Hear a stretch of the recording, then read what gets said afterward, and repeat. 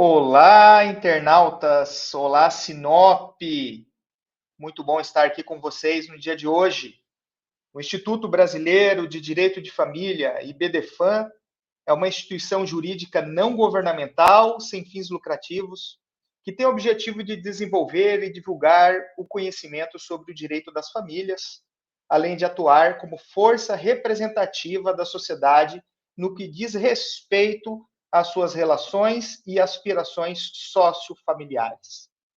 E com o objetivo de discutir com toda a sociedade mato-grossense, o IBDFAM idealizou para 2024 o projeto Encontros de Afeto, em cujas metas temos uma live mensal para discutir temas inerentes à adoção em todos os seus aspectos, sejam eles jurídicos, sociais e psicológicos. A primeira edição, com o tema do abandono à institucionalização, foi oportunizado para a comarca de Sinop, norte do nosso Mato Grosso, em razão da especial disponibilização de operadores que militam lá na área e que é tão marcada por grandes dores e desafios. Eu quero agradecer, através do curso de Cinema e Mídia Digital da Fastec Sinop, que cedeu o espaço para fazermos a transmissão deste evento. Devo também agradecer o apoio da doutora Melissa de Lima Araújo, juíza da Vara da Infância e Juventude de Sinop, ao doutor Newton Padovan, promotor titular da Promotoria Especializada da Infância e Juventude de Sinop e coordenador do Centro de Apoio Operacional da Infância e Juventude do Ministério Público do Estado de Mato Grosso. A nossa doutora Xênia Artman Guerra, presidente da OAB Sinop Mato Grosso, doutora Melissa Sarzi Sartori, presidente da Comissão da Infância e Juventude da OAB Sinop, mestre doutora Denise Araújo, que tanto nos auxilia aqui com a parte tecnológica, assistente social da Ampara, doutora Angélica Rodrigues Maciel Felizardo, diretora do IBDFAM Mato Grosso Paulo Polo de Sinop, e a minha querida doutora Linda Cir Rocha Bernardon, diretora da Comissão de Adoção do IBDFAM. Agradeço a todos que estão assistindo. Quero dizer para vocês que é muito importante discutirmos o tema do abandono à institucionalização. E abro, obviamente, com a fala da nossa querida magistrada, doutora Melissa Lima de Araújo, que vai poder ter a oportunidade de expor a sua visão sobre o tema. Doutora? Muito obrigada. Boa noite a todos, né? Agradeço o convite do IBDFAM, da Ampara, da OAB, para estar aqui essa noite.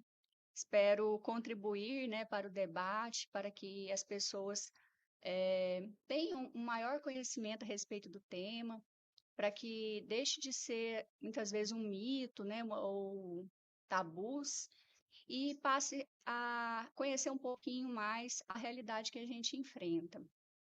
Me pediram para falar sobre o abandono. Nós temos na nossa legislação um artigo que prevê, né, que é dever dos pais o cuidado, o sustento, né, a guarda de seus filhos, a educação. E todas as vezes que os pais descumprem esses deveres, a gente está enfrentando uma situação de abandono. Nós temos, na verdade, diversos tipos de abandono. Temos o abandono material, o abandono intelectual e o abandono emocional. Todos eles são graves, todos eles deixam marcas na vida das crianças, dos adolescentes, mas tratando especificamente do abandono material, o que seria esse abandono? Todas aquelas situações em que muitas vezes os pais deixam os filhos sozinhos, né? Deixam eles na rua, abandonados, sem alguém para supervisionar, deixa a casa, às vezes, numa situação que não oferece boas condições de higiene para as crianças se desenvolverem com saúde, não matricula os filhos na escola, não faz um acompanhamento ali para que eles tenham uma formação acadêmica, intelectual, como é previsto também no ECA. E outras formas também, né? Quando a criança sofre um tipo de violência. Em todas essas situações em que esses deveres que são impostos aos pais são violados, nós podemos entender como uma situação de abandono. E quando esse abandono ocorre, é necessário, então, que a gente tenha um trabalho em rede, que esse trabalho em rede seja fortalecido, que a rede possa dar aquele primeiro amparo àquela situação de vulnerabilidade que a criança ou adolescente está enfrentando. Então, no primeiro momento, né, quando chega uma notícia de que a criança ou adolescente está abandonado, a rede ali vai ter o primeiro contato, vai tentar, vamos dizer assim, cessar aquela situação de vulnerabilidade naquele momento e, a partir daí, nós vamos buscar alternativas, né, para resolver. Nós vamos verificar se a família precisa de um apoio institucional, né, às vezes um acompanhamento, para que aquela mãe, aquele pai negligente tome consciência das suas atitudes, para que ele mude seu comportamento, para que às vezes ele tenha um apoio financeiro, né, para oferecer melhores condições ali de vida para a criança. Se não for possível, né, a recuperação dessa família ali, do pai ou da mãe, nós vamos procurar a família extensa para verificar se existe algum outro parente apto, capaz para cuidar daquela criança. E, não sendo encontrado nenhum desses parentes, a gente vai para a institucionalização, para o acolhimento. Pode ser o acolhimento familiar ou o acolhimento institucional, né? Mas falando especificamente do abandono, acho que é importante ressaltar também que esse abandono, né, aliás, a situação econômica da família por si só não significa abandono material. Nós temos muitas famílias carentes, famílias desprovidas, às vezes, de uma situação financeira adequada, mas nem por isso os pais deixam de cuidar de seus filhos, né? Muito pelo contrário, a gente sabe que tem famílias que são hipossuficientes economicamente, mas que conseguem dar todo o cuidado, todo esse apoio que a criança precisa para se desenvolver. Então, é importante frisar que o fato da família não ter condições financeiras não quer dizer que ela está abandonando a criança. Às vezes, ela vai precisar ser inserida num programa governamental para ela conseguir oferir uma renda maior, mas o que vai caracterizar esse abandono material, na verdade, é como é, é exercido esse dever de cuidado e de guarda das crianças. No momento que os pais negligenciam, deixam de atender a esse dever de cuidado, é que se caracteriza a situação de abandono. E aí, assim, encerrando a minha fala já, né, acho que é importante também mencionar que não são apenas as crianças, né, de tenra idade que são abandonadas. Muito pelo contrário, né? A maioria das vezes, quem vai sofrer essa situação de abandono são os adolescentes. E aí a gente vai ter uma dificuldade talvez maior de reinseri-los na sua família natural, na sua família extensa, e posteriormente também a gente vai ter uma situação de maior dificuldade na adoção tardia. E aí, com isso, eu concluo aqui a parte do abandono e vou deixar a parte da institucionalização para o Dr. Newton. A palavra está comigo já, Fabiano? Acho que já, né? Que maravilha, doutora. Eu agradeço bastante a sua fala, bastante construtiva. E antes de passar a fala para o Dr. Newton, eu preciso agradecer a doutora Márcia Veras, representante da Comissão da Infância e Juventude de Sinop, por estar conosco aqui hoje, disponibilizar esse tempo para a gente poder falar sobre as nossas crianças. Doutor Newton, eu agradeço muito e eu vou passar a palavra para o senhor poder fazer a sua explanação. Fique à vontade. Muito obrigado. Doutor Fabiano, eu que agradeço a todos os presentes, a todos os ouvintes, ao IBDFAN, Ampara, ao OAB. É uma honra estar aqui com esse time de feras, né? Bom, e a mim coube falar sobre institucionalização, mas muito mais do que institucionalização, a gente precisa desmistificar, começar desmistificando até mesmo esse termo, institucionalização. O que que é institucionalização? Institucionalização é colocar numa instituição. Mas antes de falar de colocar em instituição, eu preciso falar o que que é acolhimento, né? Porque colocar numa instituição, concordam comigo que é um termo um tanto quanto frio, né? Então nós precisamos falar de acolhimento. Na verdade, existem duas formas de acolhimento. E é isso sim, nós temos o acolhimento institucional, que é feito por uma instituição, e nós temos o acolhimento familiar, que é feito por uma família. Para facilitar, eu costumo dizer, o acolhimento institucional é o CNPJ, é a instituição, tem um CNPJ.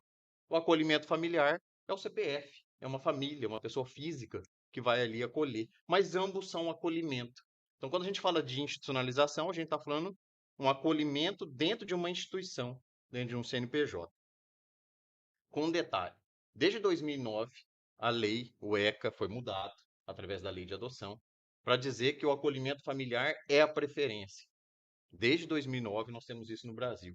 Entretanto, infelizmente, sabemos bem que está longe, né, de ainda ser a preferência, de ainda ser a prioridade. Inclusive, o Ministério Público do Estado de Mato Grosso, através lá do CAU, da Infância e Juventude, da Procuradoria Especializada do Dr. Paulo, nós fizemos o nosso planejamento estratégico para 2024, 2031, 8 anos de planejamento, e incluímos a instituição do serviço, nem programa é, depois a gente entra nesses detalhes, do serviço de acolhimento familiar para o Estado de Mato Grosso. Nós temos isso no nosso planejamento estratégico. Isso para nós, do Ministério Público, é tão importante que nós tivemos que eleger, dentro do nosso planejamento de 8 anos, duas ações para o próximo biênio. E uma delas foi o acolhimento familiar. Então, o acolhimento familiar, para nós, do Ministério Público do Estado de Mato Grosso, é a prioridade do nosso planejamento, né? E nós pretendemos levar o acolhimento familiar, salvo engano, se eu não estou muito enganado aqui, para todas as cidades do estado de Mato Grosso acima de 40 mil habitantes. Nós queremos atingir essa meta em 2 anos. Sabemos que é ousado, mas nós vamos buscar aí esse objetivo através do nosso planejamento institucional. Aqui em Sinop já tem o acolhimento, o acolhimento familiar. Foi um processo demorado, foi um processo longo, você tem que trabalhar o convencimento das pessoas, e é interessante, você tem que convencer, em especial, as pessoas que trabalham no sistema de garantias, né? Porque as pessoas vêm com aquelas perguntas, um tanto quanto leigas, dizendo, mas a criança vai gostar da família, e depois vai ter que separar da família, né? Mas, poxa, então quer dizer que a criança tem que sofrer esse período e não ter um acolhimento até então? É melhor que ela sofra, né? E outras perguntas mais, a gente tem que primeiro desmistificar a própria rede, o próprio sistema de garantias, para depois a gente instituir uma lei, para a gente instituir um decreto que vai regulamentar essa lei, os detalhes de como isso vai acontecer. Mas, enfim, sem me alongar muito, a primeira coisa que eu gostaria de deixar claro é que existem dois tipos de acolhimento: o institucional e o familiar. O familiar tem que ser a preferência, mas infelizmente no nosso estado e no Brasil como um todo está muito longe de ser. Estima-se aí que 3 a 4% das crianças e adolescentes estejam em acolhimento familiar e o restante institucional. Como se dá o acolhimento? Como que uma criança é levada ao acolhimento? E aqui eu falo de forma genérica, tanto familiar quanto institucional, é a mesma coisa. Bom, diz a lei, como regra geral, o acolhimento ele se dá por uma ordem judicial. E como exceção, e aí fica tentando desmitificar um pouco aqui também, como exceção, qualquer pessoa pode acolher. Qualquer pessoa, até o próprio adolescente pode chegar lá e falar, eu preciso ser acolhido. Não tem ninguém por mim. O próprio adolescente pode chegar lá no local de acolhimento e pedir para ser acolhido, ou então qualquer pessoa. Na prática, quem faz isso é o Conselho Tutelar. Tá? Então, como regra geral, ordem judicial. Então, antes o promotor vai lá, faz um pedido, o juiz decide, sai um mandado, e aí ele pode ir para o acolhimento. Isso como regra geral.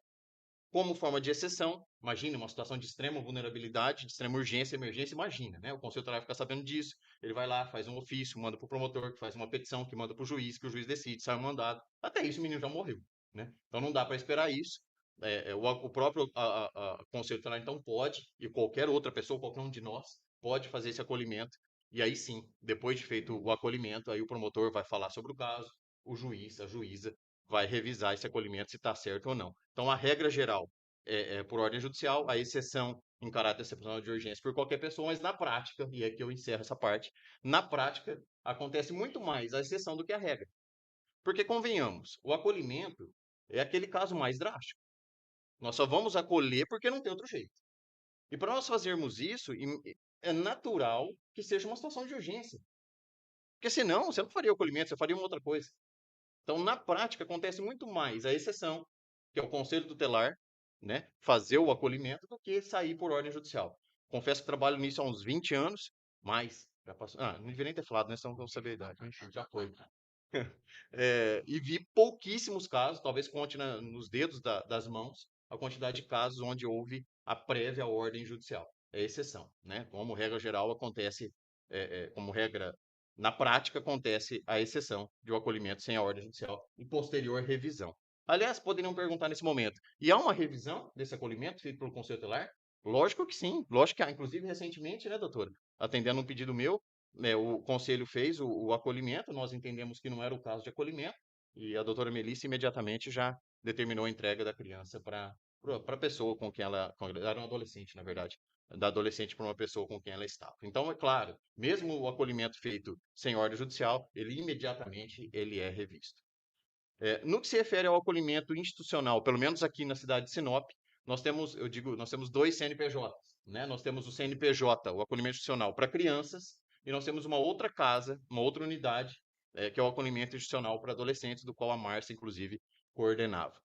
Aqui em Sinop nós temos a unidade para crianças há muito tempo. Então é uma unidade muito estruturada, com pessoas muito sérias trabalhando lá dentro há muito tempo, com muito know-how, um local grande, acolhedor, realmente é muito bacana, né? Para quem ainda não conhece, poder visitar o Centro Social Menino Jesus, colaborar com alguma coisa lá, ele existe há muito tempo. No caso do adolescente, foi algo criado muito recentemente, desde que eu aqui cheguei, desde 2009, eu luto, né, junto com o Poder Público Municipal, para a gente criar a unidade de acolhimento para adolescentes. Não conseguimos isso com as gestões anteriores, não se trata de nenhuma crítica, houve avanço em outras áreas, mas com as gestões anteriores nós não conseguimos com a atual gestão. E a atual gestão, então, inaugurou a unidade de acolhimento para adolescentes. Ainda não é um local 100% adequado, precisamos avançar nesse sentido, mas pelo menos temos, sim, hoje uma unidade de acolhimento de adolescentes aqui em Sinop. Tempo de acolhimento. Doutor Nildo, quanto tempo essa criança, esse adolescente fica lá acolhido? Bom, logicamente é impossível a gente prever esse tempo. E por que impossível? Primeira e grande situação. Quando uma criança ou um adolescente vai para uma unidade de acolhimento, nós temos que ter em mente que não necessariamente ele vai para adoção. Muito pelo contrário. E a população tem essa imagem, né? Ah, tá lá para adoção, tá lá acolhido, tá lá para adoção. Não, não é assim. Né? Ele vai para a unidade de acolhimento porque, acabamos de dizer aqui, porque ele está numa situação de urgência, numa situação de emergência que teve que o poder público interferir. Tá, mas e o que nós vamos fazer com essa criança e adolescente? A primeira coisa que passa pela nossa cabeça, nós operadores de direito, primeira coisa, trabalhar o pai e a mãe para que a criança seja devolvida para o pai e para a mãe. Exceto, lógico, né, se for um caso absurdo. Mas, via de regra, não é isso. De repente, são situações momentâneas que o pai e a mãe têm vivenciado, não que está certo em abandonar o filho, das diversas formas de abandono, conforme a doutora Melissa colocou aqui, mas aconteceu. E se aconteceu, é lógico, nós vamos chamar esse pai, essa mãe e falar: olha, vamos lá, vamos mudar de vida para você poder ter essa criança de novo. Se não for possível com os pais, a gente trabalha a família extensa, os tios, em especial, os avós, para ver se esses tios, avós ficam com a criança.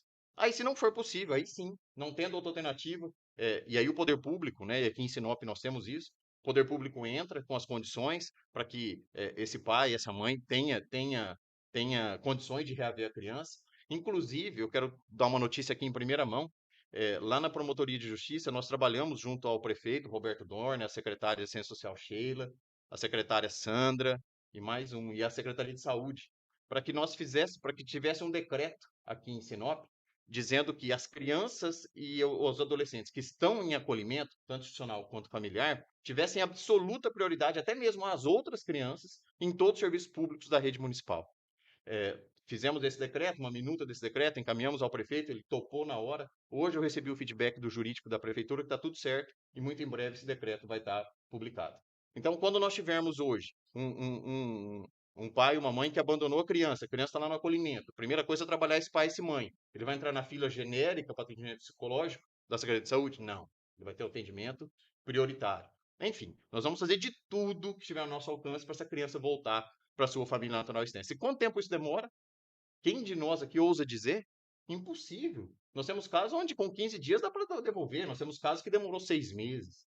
né? E nós temos que ficar ali indefinidamente esperando esse pai e essa mãe ter condições para receber a criança de volta? Claro que não. Claro que não.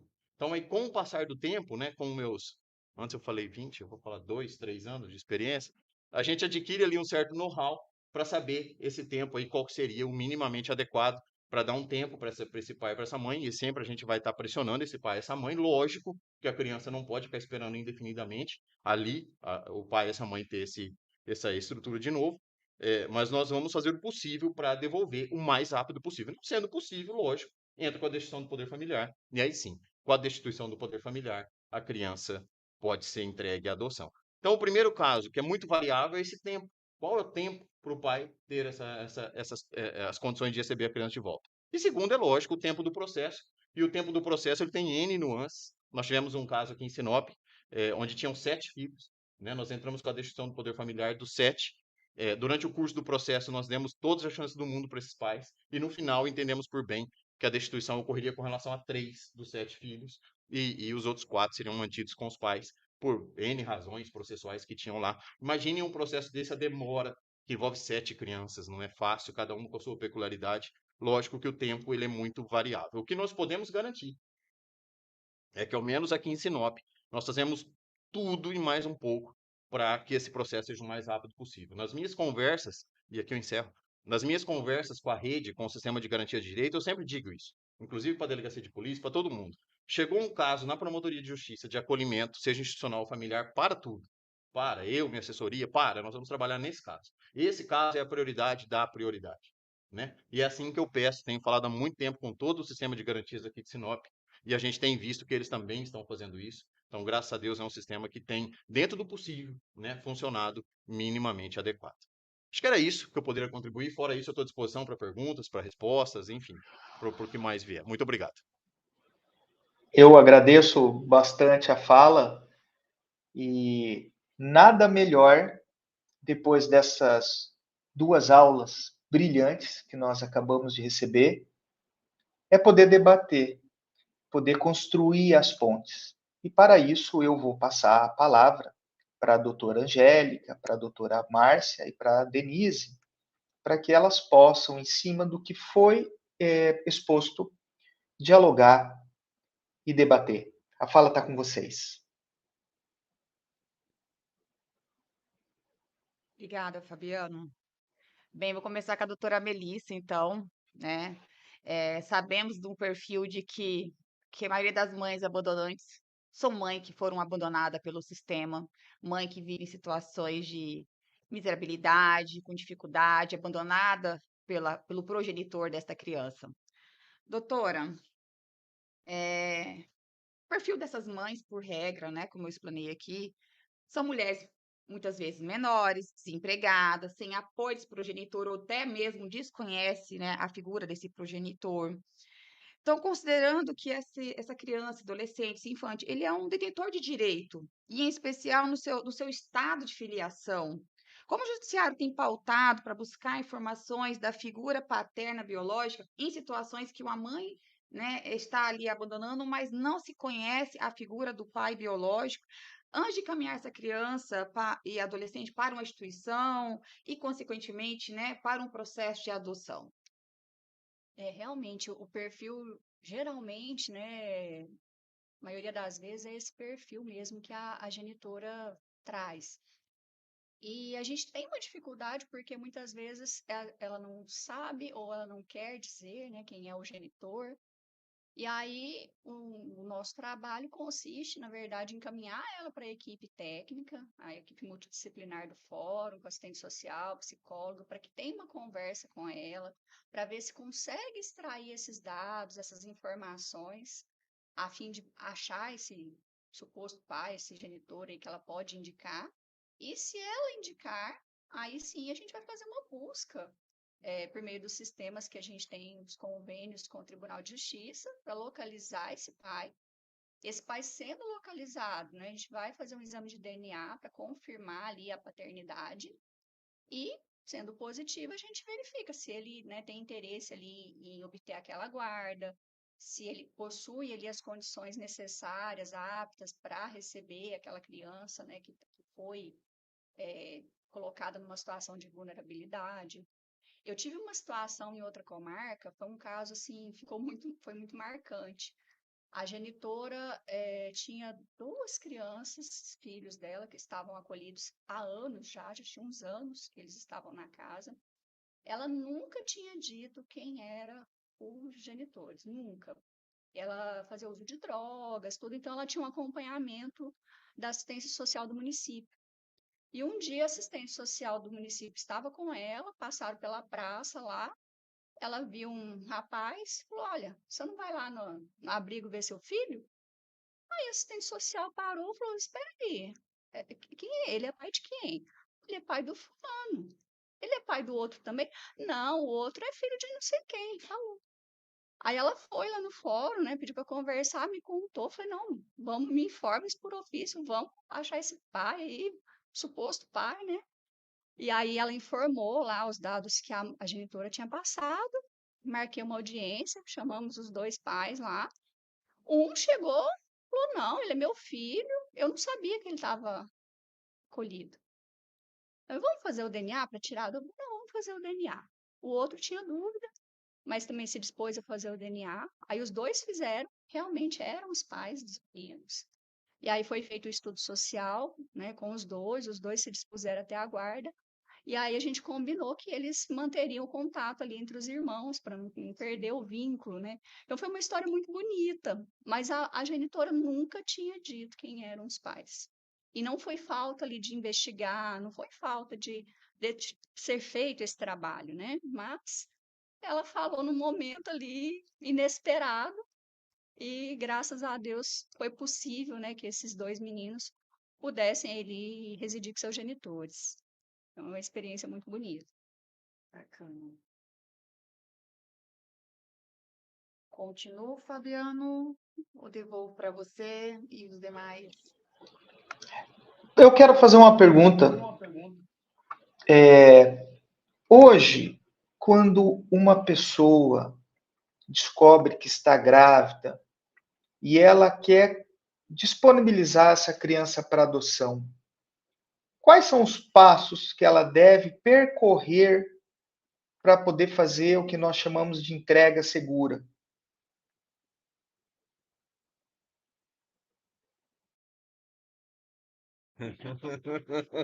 Por isso que eu já pedi para responder aqui, já segurei para mim, Fabiano, né? Essa entrega segura que você chama, que a gente chama de entrega voluntária, ao meu ver, é um instituto fantástico. E já fica aqui a dica para o IBDFAN, para a Ampara, para a OAB, para a gente fazer uma live só disso, tá? Que é realmente fabuloso, é um tema fabuloso. Bom, mas respondendo objetivamente a tua pergunta, a pessoa quer entregar, primeiramente, ela pode entregar, porque muita gente não sabe disso, né? Muita mãe não sabe disso. Pode? Pode, lógico que pode, é um direito da mãe. Olha o que eu vou dizer, que é um direito da mãe entregar seu filho para adoção. Ela pode decidir isso durante a gestação, durante a gravidez, ou logo após o nascimento. A lei diz logo após o nascimento. E o que ela tem que fazer para isso? Procurar a vara da infância e juventude, que ela vai ser encaminhada para o setor psicossocial, e daí vai ter todo o procedimento, que eu não vou me alongar aqui, senão eu tomo o resto da live, né? Por isso que precisava de uma outra live. Aí vai ter todo o procedimento que envolve a entrega segura, a entrega voluntária para adoção. E por que eu acho um procedimento fantástico? Por quê? Porque normalmente, quando há uma gestação indesejada, por N razões, logo já se pensa em 2 alternativas, né? A primeira é o aborto, e no caso do Brasil, ele é permitido nos casos de violência sexual contra a mulher, ou em outros casos mais, né? No caso de risco de vida para a mulher, no caso de anencefalia, ou se pensa imediatamente em ter aquela gestação levando aos trancos e barrancos, né? E aí, com a entrega voluntária, abre-se uma terceira porta, né? Que é a possibilidade da mulher não cometer o aborto, ou seja, não matar o feto dentro da sua barriga, que esse é o termo, né? Se a gente for buscar no dicionário o que é aborto, é isso que está lá. E repito, para alguns casos no Brasil é um direito da mulher fazer isso. Ninguém está dizendo que ela não tenha, né? Porém, ela abre-se uma terceira via, né? Que é a entrega legal para adoção, você entregar essa criança para uma família. E aí você poderia até perguntar, né? Tá vendo que eu sou empolgado com o Instituto, né? Prometo que eu encerro aqui. Aí você poderia até perguntar, mas e essa entrega? Será que vai para uma família decente? Será que vai para uma família certa? Vai ter problema? Não vai? Enfim, não vai. porque essa entrega vai ser feita por uma família previamente cadastrada no Cadastro Nacional de Adoção, uma família que já passou pela avaliação psicológica e já foi avalizado, falando, nossa família está apta a receber essa criança. E olha, tem muita gente querendo. Pode ter certeza que não vai faltar pai e mãe para essa criança que foi entregue para adoção. A fila dá volta no quarteirão quando sabe que tem uma criança dessa lá. Até quem não quer acaba querendo ir procurar promotoria para ver se consegue, viu? Desculpa, me alonguei, Fabiano, mas o assunto realmente para mim é empolgante. Não, tá tudo bem. Eu acho que esse é o momento realmente da gente poder falar, da gente poder debater um tema bastante importante, porque nós estamos tratando de proteção da criança e do adolescente. Foi a época, na verdade, do Código de Menores de 1927, onde as crianças elas eram abandonadas na roda dos expostos, as crianças eram colocadas muitas vezes na frente das casas, e nós temos que demonstrar hoje para a sociedade que o Poder Judiciário, o Ministério Público faz parte da rede de proteção e esta criança é um ato de amor. Na verdade, por N motivos, eu acredito que não é questionado quais são os motivos, isso é foro íntimo, é feito todo um acolhimento de trazer esta pessoa, de dar o suporte necessário, e ainda assim, ela estando convicta, vai ser com certeza acolhido a criança e disponibilizado para adoção, que também é um ato de amor. Eu quero deixar a palavra, então, aí em Sinop, eu quero que vocês possam ter oportunidade para suas considerações finais e poder colocar alguma coisa que não foi dito aqui e que é de relevância para a sociedade matogrossense. Palavra com vocês. Eu tenho ainda uma pergunta que foi me passada aqui, doutor Newton. Vou até deixar a minha, que como eu tinha a informação que você gosta da entrega voluntária, eu ia trazer uma que é muito afeta também para mim, a respeito da questão do vínculo afetivo, né? Mas eu vou deixar essa porque nós recebemos um aqui que acho que vale a pena o senhor responder. Doutor Nilton, gosto muito da fala do seu colega, procurador do Rio de Janeiro, doutor Sábio Bittencourt, que diz que, se tratando de criança e adolescente, pensa que, se for para errar, que se erre em favor da criança. Explico. Em se tratando de genitores usuários que se procede logo o DPF, pois são raros os casos de recuperação, o que o senhor pensa disso? Eu acho que a gente tem que insistir na recuperação dos pais. Você tem que dar essa chance para o pai e para a mãe. Só que o tempo tem que ser breve. Eu sempre adoto isso. E talvez a experiência nos dê esse know-how, né? De plano, já chegar um caso lá e a gente já entrar com a destituição, poxa vida, né? Vamos dar uma chance, vamos te perguntar, ó, você quer recuperar? Eu vou te oportunizar tudo que for possível. Então, eu acho que em todos os casos, exceto, vamos lá, uma situação de extrema violência realmente contra essa criança, agressão física absurdamente extremada, fora isso, a gente tem que oportunizar sempre a criança, os pais, a ter as condições de volta. Não só oportunizar no sentido, olha, você tem um tempo para isso, mas também oportunizar que o poder público trabalhe em favor desse pai e dessa mãe, e pensando em especial na própria criança, naquele núcleo familiar biológico no qual ela nasceu. Só que, repito, tudo tem um tempo, né? Eu vou te falar, assim, meu coração aqui, 3 meses eu já começo a tremer. 3 meses lá de acolhimento, para mim, já é tempo demais, né? Se esse pai não se despertou em 3 meses, né? Eu já começo a coçar ali para a destituição, né? Ou começo não, muitas vezes já foi até antes e vamos tentar dar mais o tempo do processo, porque sempre tem o tempo do processo, Sim. né? Já aconteceu várias vezes, de eu entrar com a destituição e parece que a hora que o pai recebe a citação lá da destituição, ele se toca, começa a, né, ficar Despertar. esperto, né? E durante a destituição a gente desiste da ação, e aí porque o pai e a mãe realmente teve condições. Então, respondendo bem objetivamente a tua pergunta, não só nesse caso que você trouxe, mas qualquer outro caso, eu acho que sempre tem que ser oportunizado ao pai e à mãe essa chance de ter as condições de ter a criança ou adolescente de volta. Claro.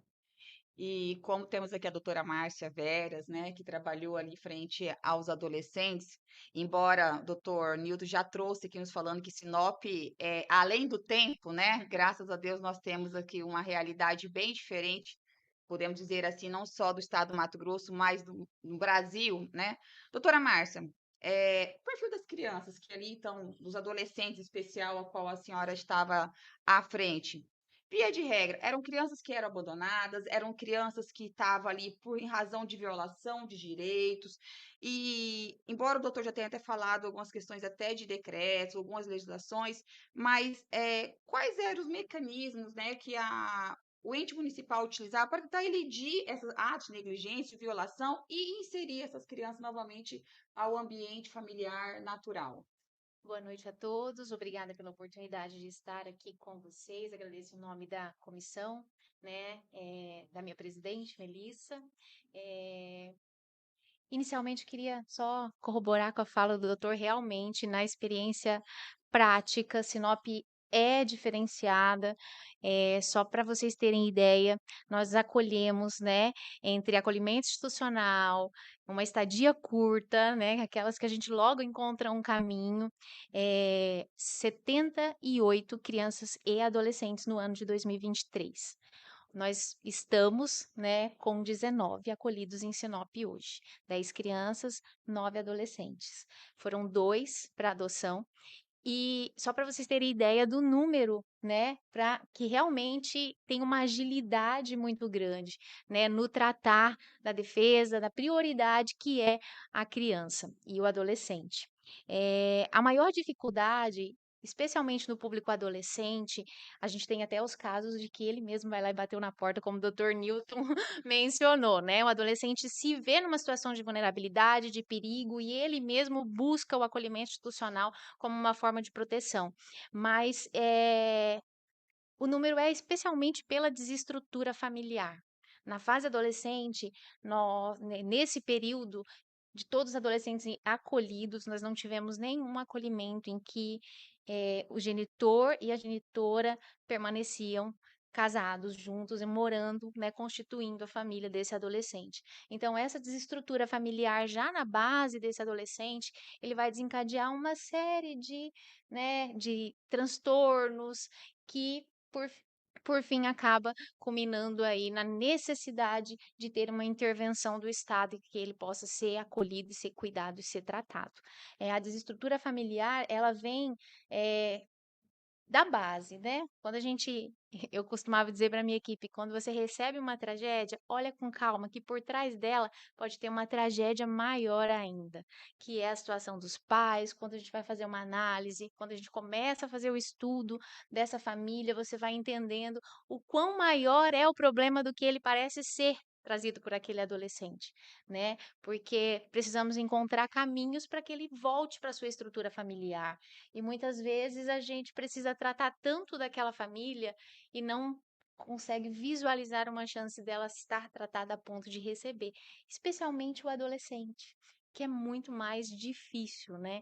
A gente, como o doutor falou, uma criança recém-nascida entregue voluntariamente se faz fila no quarteirão, mas o adolescente, quem se dispõe a adotar na fila da adoção um adolescente. É muito mais complicado, justamente porque apresenta um grau de vulnerabilidade maior, porque além daqueles perigos da guarda, do cuidado, né? Quem é pai e mãe sabe, tem os perigos do mundo que a gente, por mais que faça, não consegue, né, blindar. Então, há toda essa dificuldade quando se fala da inclusão do adolescente, da adoção de um adolescente. Então, essa desestrutura familiar é o que desencadeia. Então, enquanto acolhimento, né, que deve ser um acolhimento na prática, a gente precisa visualizar a ideia de que, dependendo da idade do adolescente, a gente tem que preparar ele para sair dali autônomo e rompendo toda essa cadeia da desestrutura familiar que trouxe ele até aquele momento, né? É um acolhimento de fato. Então, isso que precisa ser trabalhado, especialmente com os adolescentes, para que eles consigam ter esse desenvolvimento enquanto acolhidos, para que eles consigam ter uma perspectiva de vida de rompimento mesmo, né? Dessa cadeia de vulnerabilidade que já vem sucessoriamente na sua família. Então, Como que a gente utiliza, como que a gente pode fazer isso enquanto rede? Com todos os aparatos disponíveis que a gente pode utilizar, inserção de esporte, de atividade física, cursos de capacitação, empregabilidade. Quando a gente fala em adolescente, a partir de 14 anos, a gente já consegue incluir ele dentro da empregabilidade para ter uma autonomia, né? Mas queria trazer esses números para vocês, né? O Dr. Newton não mencionou, mas foram 78 crianças e adolescentes que passaram, né, pelo acolhimento esse ano, de 2023.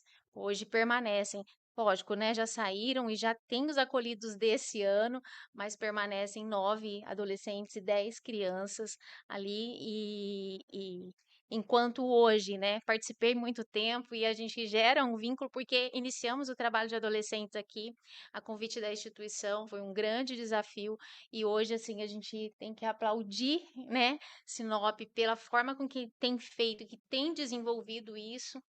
E espero que, né, se mantenha, cresça, se fortaleça, para que a gente tenha realmente consiga apresentar uma saída para esses adolescentes romper esse ciclo de violência que já vem de forma sucessória. Acho que era isso, né? Não, acho que me prolonguei um pouquinho. Capaz. Obrigada pela oportunidade de estar aqui. Eu tô com o meu celular aqui, doutor. Tô Deixa eu só, recebendo pergunta, claro. deixa eu só complementar um número que a Márcia trouxe. Hoje nós temos 19, certo? Nós estamos numa cidade com 200 mil habitantes. Quando eu cheguei em 2009, nós tínhamos cento e poucos mil habitantes. Nós não tínhamos unidade para adolescentes, só tinha para criança, e tinham 36. Então nós tínhamos metade da população e o dobro, não, quase o quádruplo de crianças em acolhimento. Claro, não existia promotoria especializada ainda, não existia vara especializada, era algo que precisava ser construído. Então, como Sinop avançou, né, nesses 15 anos, a cidade duplicou de tamanho, nós temos uma quantidade bem menor de crianças e adolescentes acolhidos e com uma agilidade processual muito grande por todas as pessoas do sistema de garantias. Só para complementar os números da Márcia. Como eu tô com o celular aqui recebendo as mensagens, doutora Melissa, se a senhora puder responder a pergunta de uma colega que chegou, podemos dizer que a adoção é uma questão que merece entrar no rol das políticas públicas? Eu acho com certeza, né? A adoção, ela tem que ser tratada assim como questão de política pública, porque não basta só ter o processo, né? Precisa ter essa conscientização, precisa ter uma estrutura maior mesmo do poder público para que a institucionalização seja rápida, né? Para que o nosso processo também seja o quanto antes resolvido. E para isso, como muito bem já dito, é necessário que todo o sistema público funcione, né? É necessário fazer essa busca da família natural, da família extensa e rápido. Então, é matéria de ordem pública, com certeza. Denise?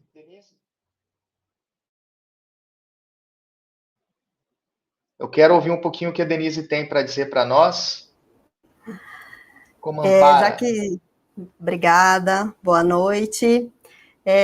Já que estamos falando aí desse período, né, da criança que fica em acolhimento, eu quero que uma das autoridades aí possa dizer para nós como tem sido o trabalho de fortalecimento do vínculo com as famílias biológicas, né, já que como o doutor mesmo já colocou, a prioridade é o retorno para a família de origem. Então, como tem sido feito isso aí em Sinop, né, as crianças recebem a visita no acolhimento, como que é feito esse fortalecimento para que possa ser feito efetivamente o trabalho de reintegração da criança para sua família. Esse fortalecimento ele é feito de várias formas, né? As visitas semanais elas são importantíssimas e, inclusive, em alguns casos, com a permissão de que a criança passe um tempo, né, no seio familiar, passe um dia ou final de semana, né, para ir vendo a possibilidade e, claro, sendo acompanhada por toda a rede de proteção, não só pelas equipes técnicas do acolhimento e do Ministério Público, mas também pela rede que acompanha CAPS, né, o CRAS, toda a rede assistencial que acompanha essas famílias, são atendidas pela rede, fazem esse acompanhamento semanal para até porque nas visitas a gente consegue visualizar as possibilidades, né? Tanto positivas como as negativas. Então, e o interesse, né, desses pais. A gente tem pais que simplesmente não vão visitar. Então, aí eu quero meu filho de volta, mas não vai visitar em nenhum momento. Então, né, para a gente avaliar essas contradições, mas o fortalecimento ele é feito através de todos os caminhos, né, possibilitando e facilitando para que a família consiga comemorar aniversário, né, levar para passeios, né, essa convivência, né, por um período curto para a equipe técnica poder analisar as possibilidades de uma reintegração familiar mais rápida e que permaneça por um tempo assistida.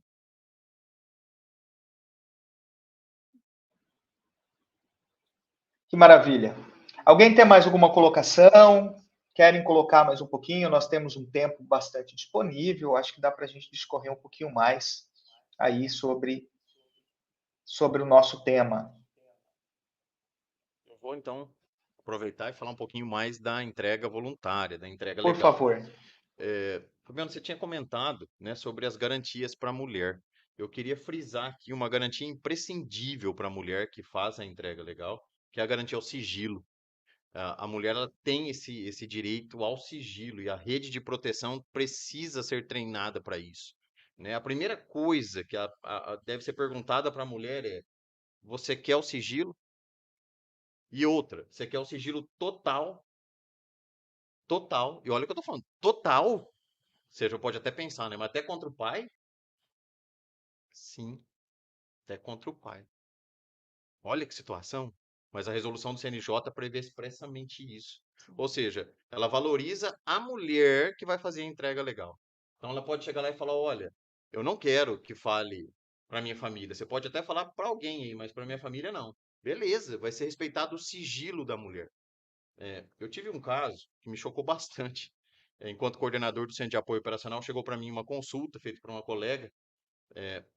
Lá nessa comarca da colega havia sido feita uma entrega legal e, e, e por alguma razão qualquer, a conselheira tutelar dessa comarca, ao invés de respeitar o sigilo, por certo não foi por maldade, foi por desconhecimento, por ignorância da norma, ela começou a procurar os familiares da mulher que quis fazer a entrega legal. E descobriu esse familiar numa outra cidade, numa cidade vizinha. A avó da criança, né, a mãe da mãe que entregou para adoção, ficou desesperada, falou: não, é meu neto, eu quero para mim, né? Foi na promotoria, fez um termo de declarações, tal, e chegou para a colega que estava trabalhando na entrega legal. Entenderam o caso? Sim. E aí ela me ligou: e aí, Nildo? E agora? Né? Tá naquela fase dos 10 dias que a mulher tem pós-audiência para ela se arrepender, né? Então ainda não tinha destituição, não foi entregue ainda para adoção. E aí, o que fazer? Eu falei: o que a mãe pensa sobre isso? A mulher que quer entregar, ela está revoltada, porque nós garantimos o sigilo para ela e não teve o sigilo, porque a rede mesmo vazou por desconhecimento, né? Então ela está revoltada e ela quer manter a entrega legal. Olha que situação, né? A rede falhando, né? E ocasionando uma situação como essa. Bom, a minha fala enquanto coordenador do Centro de Apoio foi no sentido de que se mantivesse a vontade da mulher, né? Porque não tem cabimento ela ser violada no seu direito ao sigilo e ainda ser prejudicada na sua vontade. Claro que é uma decisão difícil, pelo amor de Deus, não estou aqui dizendo que é fácil. De qualquer forma é difícil, né? Mas eu acho que foi a menos difícil, vamos assim dizer, e assim foi feito o procedimento lá nessa comarca. Mas eu queria pontuar aqui a necessidade da rede, do sistema de garantias estar pronto, preparado para o sigilo. Chegou lá, a primeira coisa que pergunta: você quer o sigilo? Você quer o sigilo contra todo mundo, contra alguém? Enfim, né? Para que a mulher possa, uma decisão dificílima como essa, mas ao menos ter a tranquilidade de que aquilo ali vai ficar só entre os operadores do direito. Bem, É então, uma das coisas. Sim, pode. Diante dessa fala, fazia parte da minha pergunta, então não vou deixar de fazê-la. Sobre a entrega voluntária, esse prazo do arrependimento, por vezes acaba que a família que está ali cadastrada para ser possivelmente adotante dessa criança embora você já tenha dado ali já um spoiler da sua opinião, mas quero fazer a pergunta.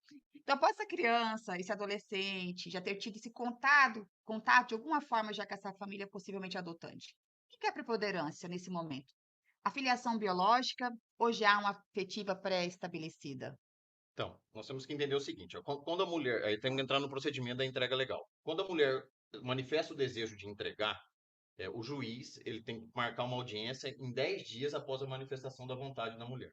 10 dias desde que a criança já tenha nascido. Se for durante a gestação, vai esperar nascer. E aí, em 10 dias, a juíza tem que marcar uma audiência. Até o momento da audiência, a mulher pode retratar. Esse é o termo que a lei usa, retratação, até o dia da audiência. Então, a qualquer momento que ela volte atrás, tudo bem, sem problema, esquece, não vai ter mais a entrega legal e vamos continuar a vida sem problema nenhum. Tá, depois da audiência, então teve a audiência, a mulher falou, tudo bem, eu quero entregar. Ainda assim, depois dessa audiência, ela tem 10 dias, aí a lei usa outro termo, não usa retratar mais, para se arrepender. Só depois desses 10 dias é que a criança vai estar apta para adoção. Então, nós, e acredito que nenhum lugar faça isso, né? Nós não entregamos a criança antes dos 10 dias depois da audiência. Não entregamos. A criança fica em acolhimento.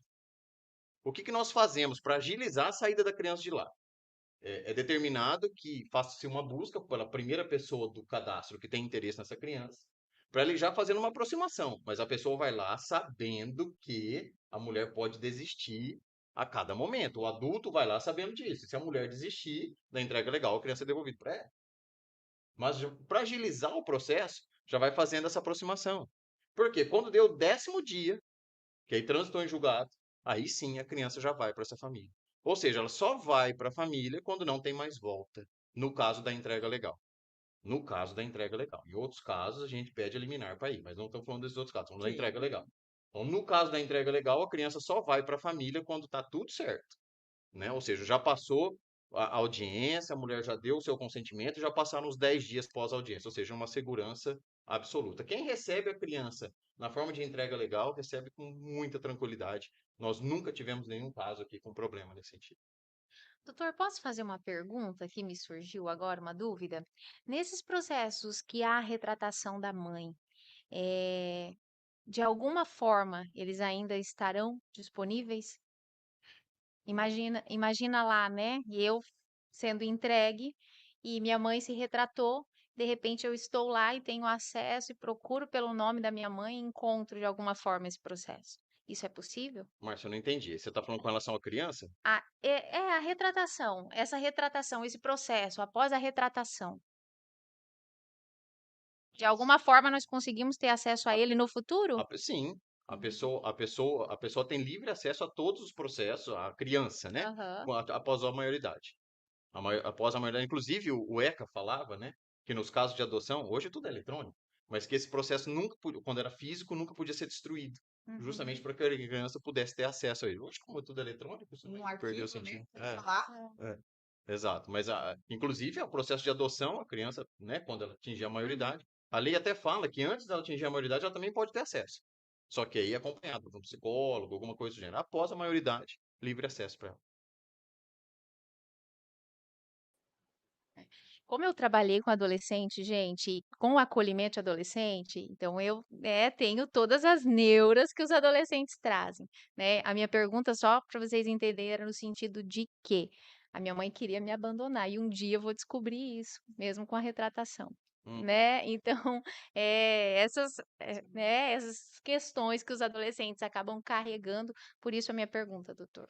Mas na verdade, eu não consigo entender, e aí é uma questão de Aham. expressão, a entrega legal como abandono. Eu Sim, consigo entender o abandono da mãe que não faz a entrega legal e não tem condições. Aí eu consigo entender.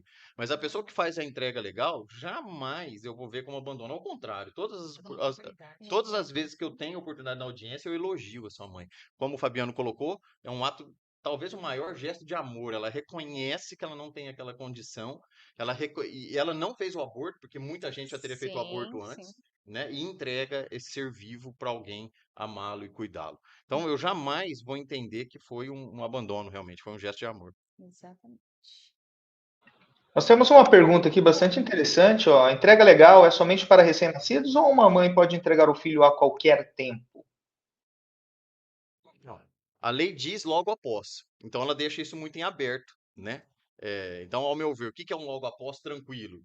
10 dias? Lógico que é. 15 dias? Lógico. Um mês? Lógico, né? Agora a gente vai começar a complicar aí 4 anos, né? É 3 sempre anos, lembrando que o 2 anos, Instituto enfim, da a lei não Adoção, foi objetiva, né? mas o Eu costumo Instituto da sempre Adoção a analisar. todo tempo, né? Isso. Eu costumo sempre analisar nessa situação concreta o que é o melhor para a criança. Né?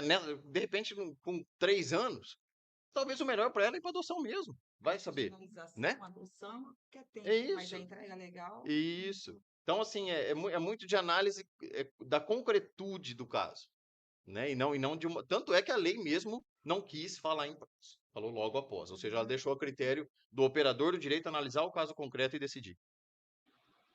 O que eu fico analisando aqui da fala é que, na realidade, quando nós estamos protegendo esta mulher, e eu falo que este vídeo ele já é um sucesso, porque nós temos diversos internautas assistindo, isso vai ficar gravado, para que as pessoas que procurem sobre o tema possam ter acesso, por isso que nós precisamos esclarecer.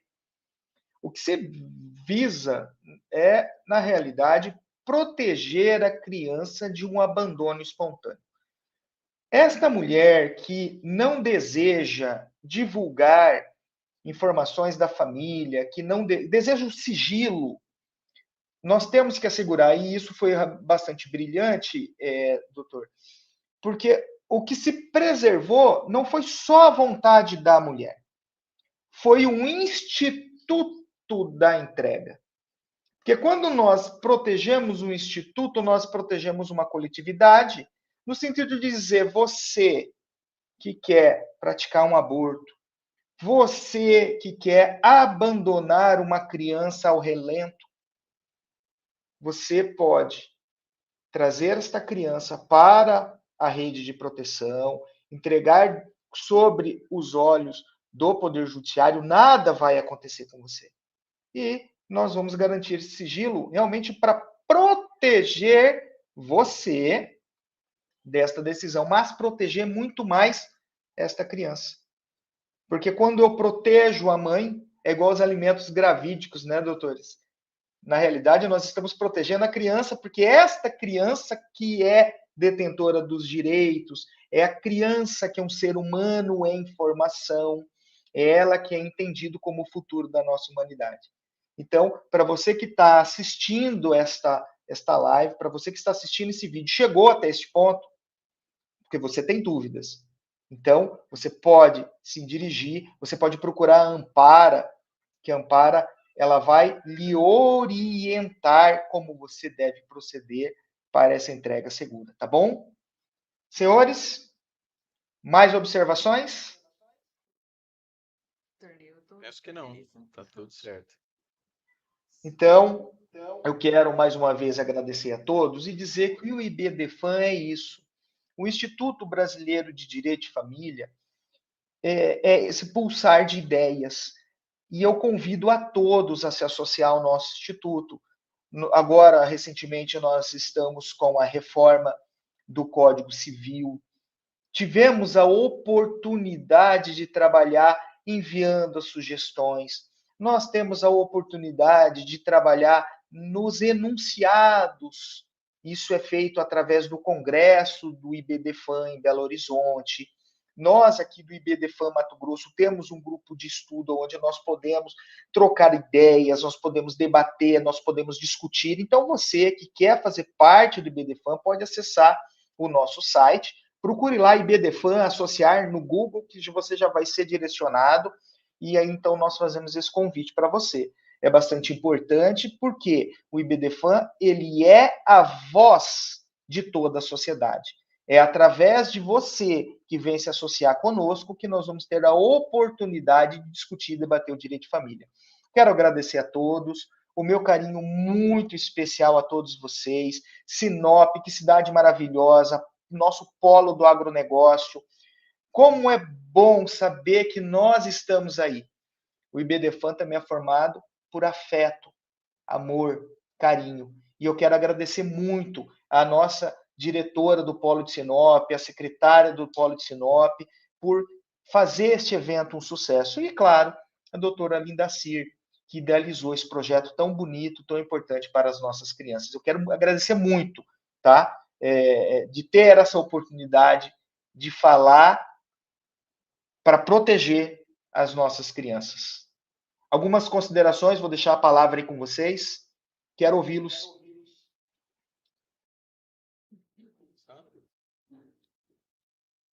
Eu gostaria só de agradecer mais uma vez. Acho que foi esclarecedor para muitas pessoas, né, que podem estar nos ouvindo agora.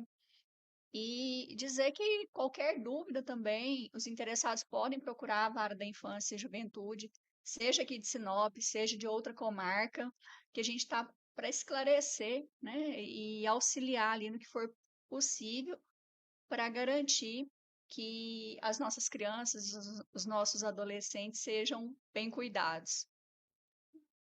Quero também aproveitar a oportunidade para agradecer o IBDFAN, a Ampara, a OAB, a todos envolvidos nessa, nessa live, nessa fala de hoje que tivemos. Realmente foi muito esclarecedor. E o Ministério Público está sempre de portas abertas para tratar desse e de outros assuntos que forem importantes aí para a sociedade. Muito obrigado.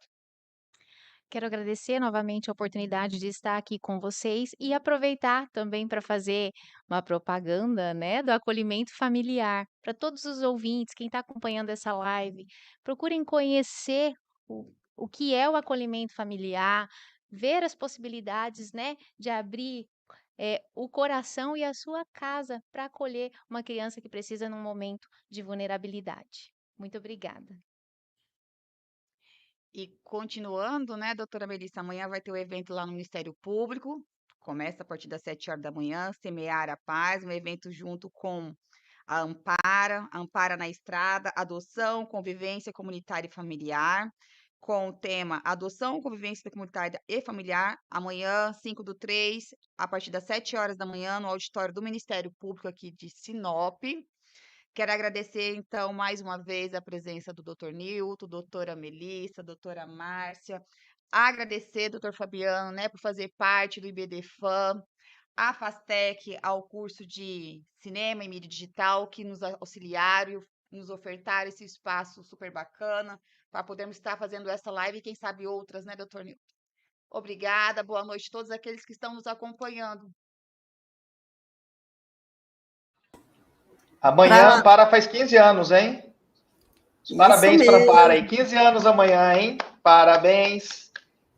Graças a Ampara a gente tem a oportunidade de discutir, né, Denise? Por favor. Isso mesmo, só para encerrar também, eu convido as pessoas que estão tendo a oportunidade de assistir, né? Se quiser tirar mais dúvidas, nós da Ampara, também através do site ampara.org.br, temos como atender, né, e orientar as pessoas, seja no processo de adoção, ou até mesmo para tirar dúvidas pertinentes à questão do acolhimento de crianças e adolescentes, e está sempre aberta a inscrição para o nosso curso pré-natal da adoção, que é isso, para quem quer ser pretendente à adoção, adentrar ao processo de habilitação, né, esse curso é voltado para os pretendentes, mas também é aberto às pessoas interessadas para terem mais orientações, né, entender um pouquinho melhor sobre o mundo da adoção. Então, estão todos e todas devidamente convidados. Agradeço a oportunidade, né, dessa parceria junto ao IBDFAN, ao OAB de Sinop, e enquanto aqui representante também, né, trabalhadora da equipe da Ampara, agradecer essa nossa parceria e termos tido esse sucesso aqui, né, no primeiro encontro de afeto promovido pela Comissão de Adoção do IBDFAN. Que maravilha, gente. Acho que agora é só comemorar. Muito obrigado a todos e todas, IBDermanos e IBDermanas. Eu agradeço muito, estou muito feliz aqui. Estou radiante. Obrigado por vocês terem disponibilizado o tempo de vocês, de estarem aqui e construir uma ponte aí para as nossas crianças. Muito obrigado. Um beijo.